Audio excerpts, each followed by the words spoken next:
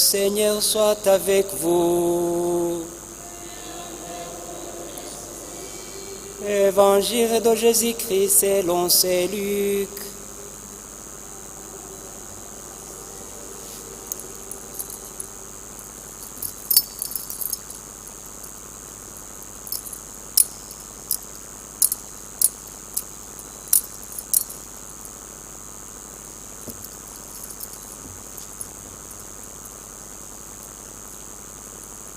Jésus parlait du règne de Dieu à la foule et il guérissait ceux qui en avaient besoin. Le jour commençait à baisser. Les 12 s'approchèrent de lui et lui dirent: renvoie cette foule, ils pourront aller dans les villages et les fermes des environs pour y loger et trouver de quoi manger. Ici nous sommes dans un endroit désert. Mais il leur dit: donnez-leur vous-même à manger. Ils répondirent: nous n'avons pas plus de 5 pains et 2 poissons, à moins d'aller nous-mêmes acheter de la nourriture pour tout ce monde. Il y avait bien 5000 hommes. Jésus dit à ses disciples: faites-les asseoir par groupe de 50. Ils obéirent et firent asseoir tout le monde. Jésus prit les 5 pains et les 2 poissons, et levant les yeux au ciel, il les bénit, les rompit et les donna à ses disciples pour qu'ils distribuent à tout le monde. Tous mangèrent à leur faim et l'on ramassa les morceaux qui restaient. Cela remplit 12 paniers. Acclamons la parole de Dieu.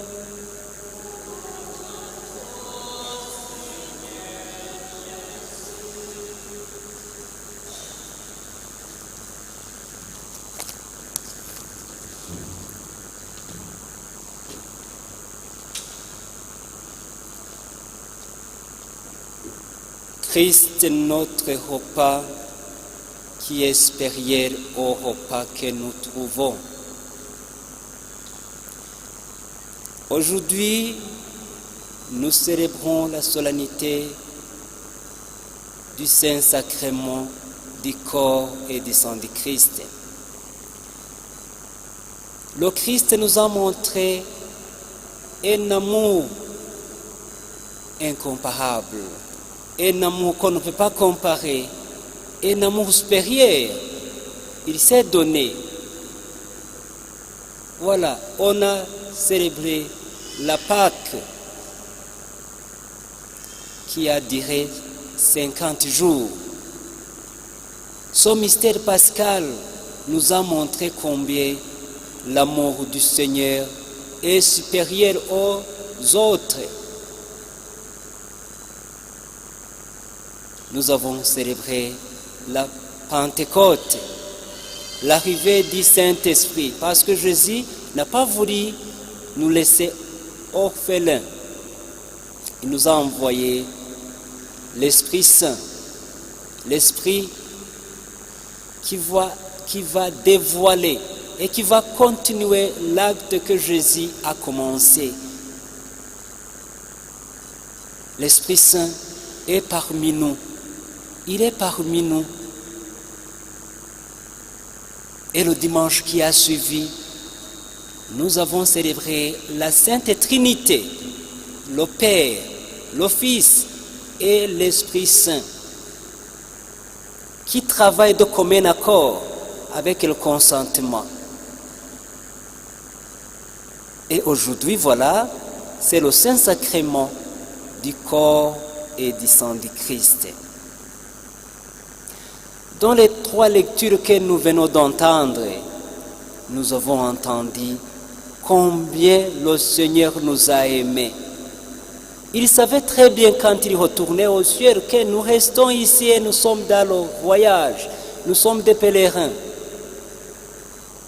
Et les pèlerins ont besoin de quoi manger afin qu'ils puissent continuer le voyage. Aussi longtemps que nous sommes dans le chemin, nous avons besoin de la force. Nous avons besoin de l'énergie afin que nous puissions continuer. Sinon, nous allons nous lasser. Mais voilà, l'amour du Christ nous a laissé cette nourriture, l'Eucharistie. L'Eucharistie. Aujourd'hui, nous allons nous poser la question de savoir quelle est la signification de l'Eucharistie. Une fois qu'on dit l'Eucharistie, c'est remercier, remercier, remercier. Mais comme nourriture, c'est le Christ lui-même qui se donne. Ce n'est pas le médicament comme le médicament que nous prenons venant du dispensaire ou de l'hôpital. Là-bas, quelqu'un est testé, on a trouvé une maladie et on lui donne des comprimés. Et voilà, tu vas les prendre. Une fois qu'on suit les ordonnances, là-bas, on est guéri. On est guéri. On n'a pas besoin d'autre chose.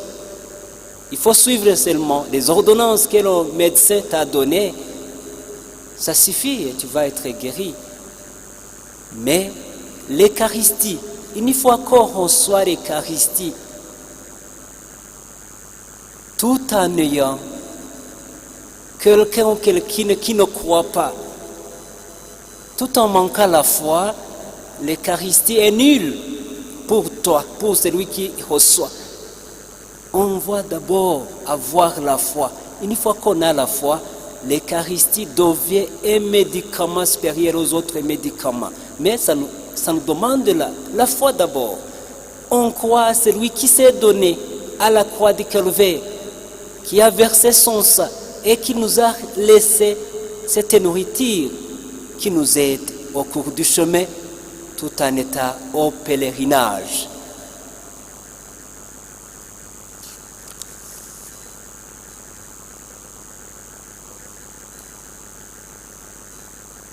On ne peut pas être dans l'unité avec le Christ une fois que nous ne manifestions pas la relation qui est entre celui qui reçoit l'Eucharistie et la vie commune là où nous vivons. Il faut qu'on identifie celui qui reçoit l'Eucharistie, qui reçoit Jésus. Une fois que nous recevons Jésus et que nos mentalités restent les mentalités du désert, ça sera en vain. Il y a des conditions. Une fois qu'on reçoit l'Eucharistie, ça se voit même à l'œil nu. On voit la personne, on dit, cette personne-là reçoit l'Eucharistie, reçoit Jésus, reçoit le repas pour notre pèlerinage. Les attitudes, les comportements. Il faut une relation avec celui qui reçoit l'Eucharistie et les mentalités, et les comportements, et les attitudes. Ça doit se manifester. Sinon, ça sera comme routine. Recevoir Jésus. Je suis venu à l'église, le temps de recevoir de la communion. Je reçois Jésus et je pars. Mais il faut qu'il y ait quelque chose, changement avec quelqu'un qui reçoit l'Eucharistie. On le voit et on va dire cette personne-là à Jésus. C'est Christophore. Christophore, c'est lui qui porte le Christ. C'est lui qui porte le Christ. Parce qu'une fois qu'on reçoit Jésus, on le porte. Il est en nous. Nous sommes Christophore.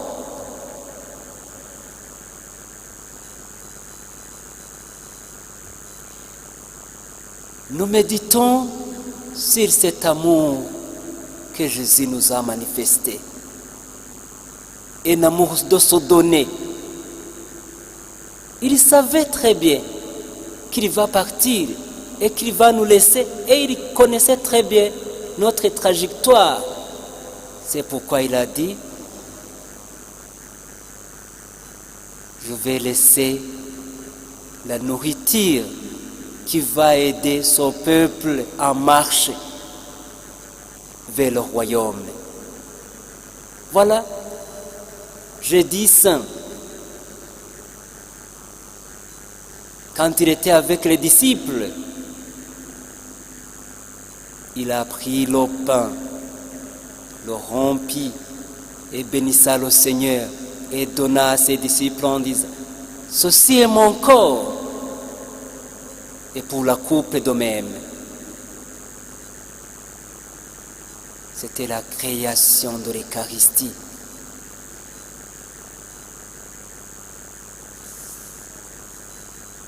Dans l'évangile d'aujourd'hui, nous voyons une manifestation qui nous montre l'amour de Christ. Christ ne nous donne pas le repas qui donne force pour seulement la foi, non, même pour nos corps. Pour nos corps. Il était avec les gens qui écoutaient sa parole, qui écoutaient la prédication du Christ. Et mais Jésus voyait, voilà, ces gens ont faim. Les disciples disaient, il faut les renvoyer pour qu'ils cherchent la nourriture et le logement. Mais Jésus a dit,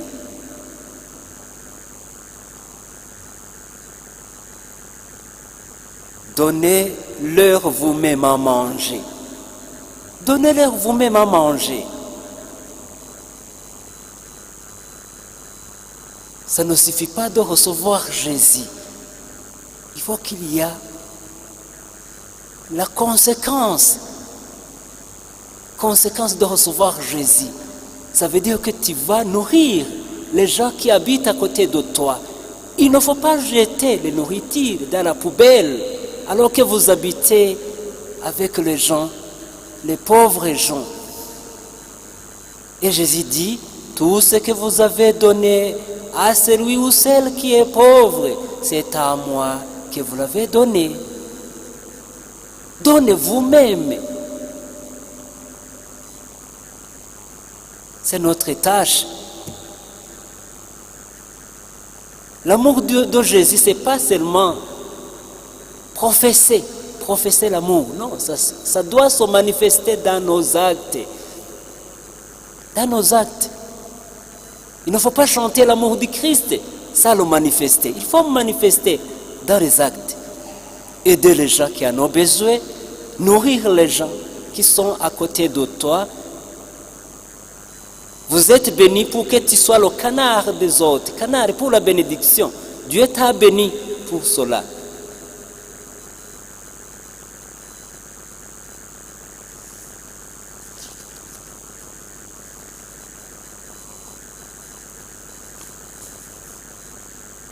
Le sacrement d'Eucharistie de Jésus-Christ se manifeste dans plusieurs choses. D'abord, dans la congrégation, la communauté qui se rassemble, comme nous-mêmes, nous sommes une congrégation, une communauté. Jésus se manifeste entre nous-mêmes.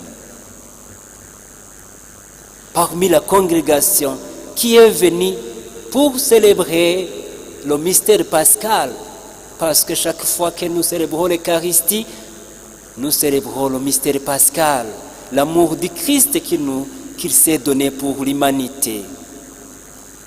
Deuxièmement, le sacrement de l'Eucharistie se manifeste dans la parole. La parole, parce que la parole, au commencement était la parole, et la parole était avec Dieu. La parole, c'est Jésus, et l'Eucharistie, c'est Jésus que nous recevons. Troisièmement, Jésus se manifeste dans le pain et le vin qui doivent se transformer dans le corps et le sang du Christ pendant la consécration. C'est Jésus qui est là. C'est Jésus qui se donne pour son peuple.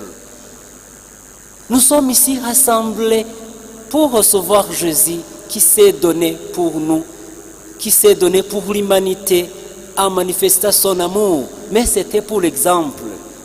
Il nous donnait l'exemple que nous allons suivre, que tu vas suivre, que je vais suivre, que nous allons suivre nous tous. Nous sommes appelés à remercier le Seigneur qui s'est donné, qui nous a montré cet amour incomparable. Et après la contemplation de cela, nous sommes invités à imiter ce que Jésus a fait, afin que nous puissions avoir la force dans notre pèlerinage vers le royaume que Jésus a préparé pour nous et qui reviendra nous prendre afin que nous habitions avec lui. Nous aurons l'opportunité de le louer, de l'adorer face à face. Le Seigneur soit avec vous.